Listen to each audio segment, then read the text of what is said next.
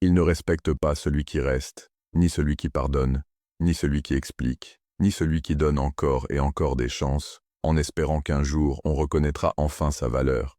Ils respectent celui qui disparaît. Celui qui ne discute pas, ne supplie pas, n'annonce rien, celui qui se contente de partir. Et quand tu pars, non pas avec amertume ni avec rage, mais avec silence et certitude, tout change. Parce que, comme l'a dit Machiavel, il vaut mieux être craint qu'aimé, si l'on ne peut être les deux. Et rien n'inspire plus de crainte que la personne qui n'a plus besoin de toi. Tu vois, s'ils te traitent comme une option, c'est parce que tu leur prouves sans cesse que tu resteras, peu importe la manière dont on te traite. Tu es toujours disponible, toujours en train d'expliquer, toujours en train de composer, et ils ont appris de ça quelque chose de dangereux. Quoi que je fasse, tu ne partiras pas.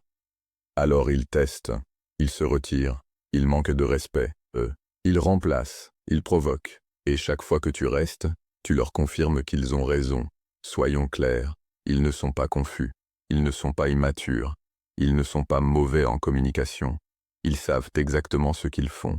Ils t'entraînent. Chaque fois que tu cours après eux, que tu surexpliques, que tu supplies pour obtenir de la clarté, ils apprennent qu'ils peuvent te blesser et quand même te garder. Ils perdent du respect, mais gardent le contrôle. Mais au moment où tu arrêtes de jouer, au moment où tu deviens silencieux, au moment où tu ne réponds plus, au moment où tu arrêtes de courir après une réaction, là, ils ont peur. Pas de toi, mais de ta distance.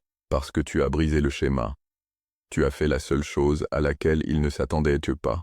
Partir sans prévenir, sans drame, sans spectacle. Juste partir. Et cela, bien plus que n'importe quelle dispute, confession ou excuse. C'est ce qui force le respect. Machiavel l'avait compris parfaitement. Il a écrit « Un prince est estimé lorsqu'il est un véritable ami ou un véritable ennemi. » En d'autres termes, sois clair dans ta présence et inoubliable dans ton absence. Personne ne craint quelqu'un qui s'accroche. Personne ne respecte quelqu'un qui mendie. On respecte la distance, on respecte les limites posées sans un mot, on respecte celui qui ne dit rien et ne revient jamais. Il te respecte quand tu pars. Regarde comment ça se passe. Imagine, quelqu'un te maltraite, se moque de toi, t'utilise, te ment, puis disparaît. Tu envoies un long paragraphe, une explication, un monologue émotionnel. Et ils répondent « Lol, ça va ?» ou « Pourquoi tu fais ton dramatique ?» Tu viens de leur donner plus de pouvoir. Ils ne cherchèrent pas l'amour, mais la preuve que tu es encore disponible émotionnellement. Maintenant, inverse la situation. Ils te manquent de respect. Ils dépassent la limite. Et toi, tu ne dis rien. Tu ne réponds pas. Tu ne répliques pas. Tu ne cherches pas à réparer. Tu disparais. Soudain, ils sont déstabilisés. Ils envoient « Tout va bien. Tu ne vas vraiment pas me parler ? Waouh, je ne pensais pas que tu partirais pour de vrai. » D'un coup, la dynamique de pouvoir s'inverse. Pas parce que tu as gagné, mais parce que tu as refusé de jouer. C'est ça, le geste machiavélique. Ne pas escalader. Juste sortir. Les laisser hurler dans le silence. Car le silence, ce n'est pas l'absence. C'est une stratégie. C'est comme ça que tu reprends le terrain perdu en cherchant la validation. Et laisse-moi te dire une vérité cruelle mais libératrice. Ils ne commencent à te respecter qu'au moment où ils perdent l'accès à toi. Tu n'as pas besoin de les punir. Tu n'as pas besoin de te venger. Tu n'as pas besoin de leur donner une leçon. Tu dois seulement disparaître d'une manière telle que ton absence devienne le bruit le plus fort dans leur monde. Ils n'entendront pas tes mots. Ils entendront ton absence. Ils repasseront ton silence en boucle. Ils reliront ton dernier message. Ils surveilleront tes publications, cherchant des signes de colère ou de pardon. Mais il n'y en aura pas, parce que tu n'es pas parti d'eux, tu es parti vers toi. Voilà la vérité tordue. Ils n'ont jamais cru que tu partirais. Ils croyaient que tu plierais, casserais, supplierais, resterais. Parce que tu as toujours été celui qui se souciait le plus, celui qui tendait la main en premier, celui qui réparait le chaos. Mais quand tu pars sans leur donner un méchant à blâmer, sans leur donner de closure, sans leur donner la dispute qu'ils réclamaient, tu deviens un miroir. Et dans ce miroir, ils voient leur propre faiblesse, leur manipulation, leur dépendance émotionnelle. Et c'est ça qui les hante. Pas ta colère, pas ta douleur, mais ton absence de réaction. Machiavel savait que la plupart des gens n'apprennent qu'à travers la perte. Pas par empathie, pas par conversation, mais par impact.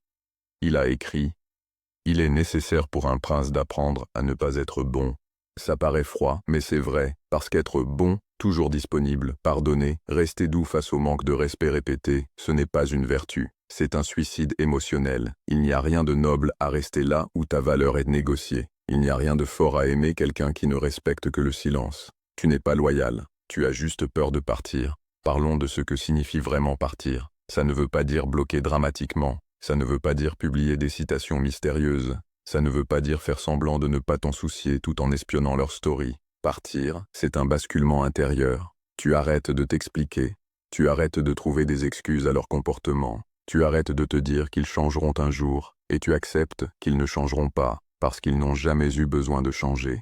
C'est toi qui faisais tout le travail émotionnel, c'est toi qui portais la relation. C'est toi qui payais seul le prix. Partir, c'est arrêter enfin de financer la dysfonction. Et le résultat, c'est qu'ils commencent à s'effondrer. D'abord, c'est subtil.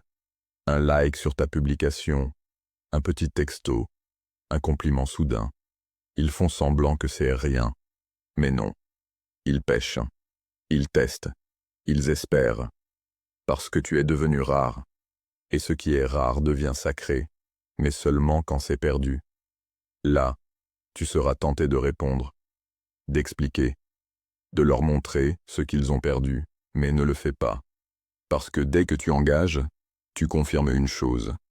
Ils ont encore accès à tes émotions. Et les gens ne respectent pas ce qu'ils peuvent obtenir à volonté.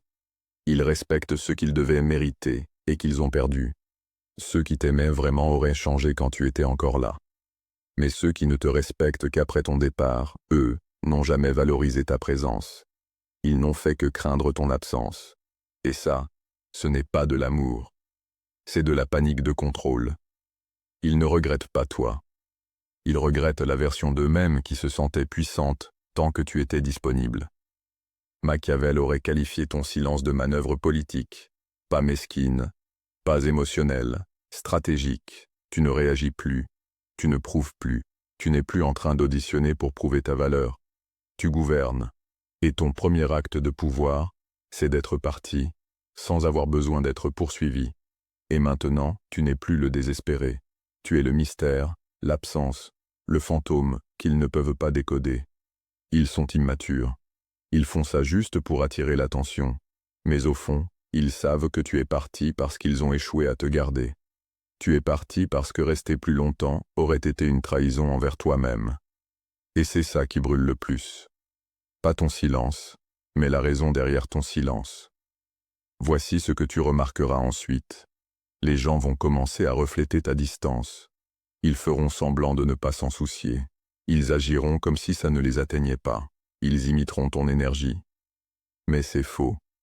Parce que quand quelqu'un ne s'en soucie vraiment pas, il passe à autre chose. Mais quand quelqu'un prétend ne pas s'en soucier, il observe tout. Chaque publication, chaque silence, chaque signe de ta paix. Parce qu'au fond, ils espèrent une rechute. Ils prient pour que l'ancienne version de toi revienne, celle qui brisait ses propres limites, juste pour garder la connexion en vie. Mais cette version de toi est morte le jour où tu es parti. Machiavel disait, la première méthode pour estimer l'intelligence d'un dirigeant est de regarder les hommes qui l'entourent. Regarde autour de toi. Qui as-tu laissé rester? À qui as-tu continué à t'expliquer? Qui as-tu toléré? Ce n'est pas de leur faute. C'était de la tienne. Mais plus maintenant. Partir n'est pas seulement une question des autres. C'est une question de ce que tu n'es plus prêt à tolérer de toi-même. Plus de preuves à donner, plus de blessures à réparer, plus de sacrifices pour ceux qui affûtent le couteau. Tu es passé de émotionnellement disponible à émotionnellement intouchable. Et le meilleur dans tout ça, tu n'es pas amer, tu n'es pas en colère, tu n'es même pas en train de protéger ton cœur. Tu t'es simplement rappelé que si quelqu'un ne te respecte que quand tu pars, il n'a jamais mérité de rester à tes côtés. Et tu as fini de faire de la place pour ceux qui ne reconnaissent ta valeur qu'après que ton silence devienne insupportable. Voici une dernière vérité que tu dois sentir jusque dans tes os. Tu n'as jamais eu besoin de crier pour être entendu. Tu n'as jamais eu besoin de prouver ta loyauté. Tu n'as jamais eu besoin de t'épuiser pour être vu. Les bonnes personnes ne t'auraient jamais demandé ça. Elles t'auraient respecté dès la première fois. Elles auraient changé pendant que tu étais encore là. Elles se seraient excusées, sans y être forcées. Elles t'auraient valorisé avant ton absence, mais elles ne l'ont pas fait. Alors maintenant, elles n'ont plus accès à la version guérie de toi, la version paisible, celle qui n'a pas besoin de closure, parce qu'elle a déjà fermé la porte elle-même. Tu n'es pas sans cœur, tu n'es pas froid, tu es clair. Et la clarté ressemble à de la distance. Pour les immatures émotionnels, ça ressemble à un rejet. Mais ce n'est pas ça, c'est une reprise de contrôle. Parce qu'à l'instant où tu pars, tu arrêtes d'attendre d'être choisi. Tu arrêtes d'espérer d'être vu. Tu arrêtes d'arroser des déserts qui n'étaient destinés qu'à faire pousser du regret. Maintenant, tu ne poursuis plus l'amour. Tu attires le respect par le silence. Laisse-les parler. Laisse-les se demander. Laisse-les réécrire l'histoire. Toi, tu as déjà quitté le chapitre. Tu n'es pas le méchant. Tu n'es pas le héros. Tu es la leçon. Et ceux qui n'ont pas su l'apprendre, ils te croiseront à nouveau à travers quelqu'un d'autre. Quelqu'un qui partira plus vite, plus silencieusement, plus tôt. Voilà la loi du pouvoir. Quand tu pars, ils n'ont que deux choix. S'élever à ton niveau, ou te regarder disparaître vers un endroit qu'ils ne pourront plus jamais atteindre.